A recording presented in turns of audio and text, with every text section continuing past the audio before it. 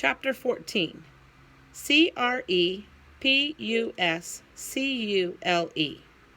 It was the first Saturday in May, and sweaty palm contestants from 11 schools, along with their beaming parents, bored siblings, cheering friends, and hopeful teachers, as well as the superintendent, who had to be there because it was her job, crammed Aesop Elementary School auditorium for the district-wide spelling bee. "Are you nervous?" Missy asked Amisha. Along with some other fifth graders, Missy had come to cheer Amisha on. "N-O," replied Amisha. She lifted her chin. "I am a spelling goddess."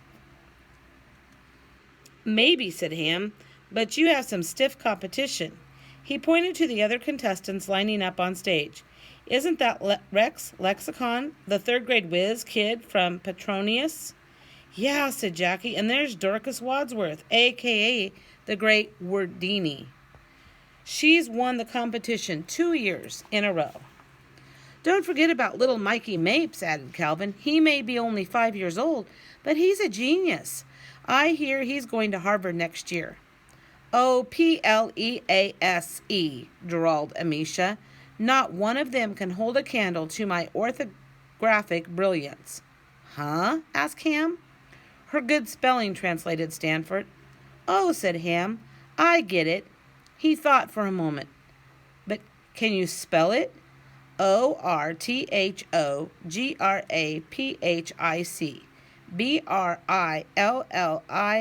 BRILLIANCE," speed spelled Amisha. Ham whistled. "I'm impressed." "If you got it, flaunt it," Amisha said smugly. "Well said," exclaimed Victoria. "It's true," continued Amisha. "I'm better than anyone else on that stage." She puffed out her chest. "Do you think Rex Lexicon can spell crepuscule?" "I can." She stuck her nose into the air. "Do you think Dorcas Wadsworth knows the language of origin for the word flibbertigibbet?" "I do." She plastered a haughty look on her face. "Do you think little Mikey Mapes can even reach the microphone?" Her friends shook their heads. "Well, I can," declared Amisha. At that moment, Mr. Jupiter, wearing a long black robe and a powdered wig in honor of his position as the judge, stepped up to the microphone. "All contestants, please report to the stage. All contestants, please report to the stage." "See you in the winner's circle," said Amisha, and with her nose still pointing to the ceiling, she strutted toward certain victory and straight into Miss Turner's bulging book bag. Amisha tripped. She stumbled. She careened off balance and arms flailing across the stage, knocking over the microphone. Squeak! The audience slapped their hands over their ears, bumping into the judge's table. Thump! Miss Struggles snatched at the dictionaries, sliding to the floor, plowing into little Mikey Mapes. Smash! "Mommy!" wailed the 5-year-old before landing with a loud thud flat on her face. In the audience, kids laughed, parents looked concerned, teachers rushed forward to help. Stunned and red-faced, Amisha scrambled to her feet. "Are you all right?" asked Mr. Jupiter as he patted her shoulder. "Is there anything bruised?" "Just my pride," thought Amisha, but she shook her head and stammered, "I'm fine. Mr. Jupiter nodded. "Then please take your seat." Amisha hobbled over to her chair and took her place between Rex and Dorcas. Waves of humiliation crashed over her, washing away her confidence. She no longer felt like a spelling goddess. She felt like a sweaty palmed contestant instead. So think about how she's feeling because she embarrassed herself. She turned to Rex. "Are you nervous?" "M.E., snorted Rex. "Never." She turned to Dorcas. "Are you nervous?" "N.O.," said Dorcas with a roll of her eyes. "I am the Great Wordini." Amisha fidgeted in her chair. Beads of sweat broke out on her forehead, and her stomach fluttered faster than Mr. Jupiter's motorized swim fins. To calm herself, she spelled crepuscule over and over in her head. The kid from Marcus Aurelianus went first. "Your word is nonplussed," said Mr. Jupiter. Gus was nonplussed by the fuss made by Russ. Nonplussed. The kid didn't hesitate. "Nonplussed," he answered. "Correct," said Mr. Jupiter. Smiling, the kid returned to his seat. Next up was little Mikey Mapes. He climbed onto a stool and leaned into the microphone. Please spell nausea, said Mr. Jupiter. Spelling bees can cause nausea. Nausea. Mikey thought for a moment. Nausea, he finally answered. Mr. Jupiter smiled and nodded. Hopping off his stool, Mikey skipped back to his seat. Rex was next. Watch and learn, he whispered to Amisha before stepping up to the microphone. Your word is doodle sack, said Mr. Jupiter. Angus McTavish refers to his bagpipes as a doodle sack. Doodle sack. Rex puffed out his chest. Doodle sack. DOODLSACK. And he speed spelled. He shot the judges a smug look.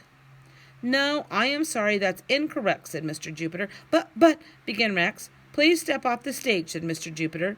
Looking like he had been slapped, Rex slumped away. Dorcas was next. Now you'll see how the great ones do it, she whispered to Amisha, and she approached the microphone. Your word is flocculence,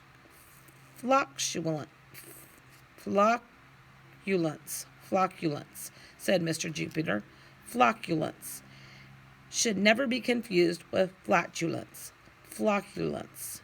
That is so easy, drawled Dorcas. I, the great Wordini, spelling words like that in my sleep. Well, then please spell it, said Mr. Jupiter. Dorcas rolled her eyes. Flocculence. Flatulence. She smirked at the judges. See, I told you so. I don't stink. Well, I'm sorry, said Mr. Jupiter, but that is incorrect. What? Shrieked Dorcas. Please step off the stage, said Mr. Jupiter. But I am the great Wordini, cried Dorcas. I always win the spelling bee. Not this year, said Mr. Jupiter. Furious, Dorcas stomped off stage. It was Amisha's turn. Gulping, she stepped up to the microphone and faced the judges. Your word is orthographic, said Mr. Jupiter. Spelling bee contestants are very orthographic. Orthographic.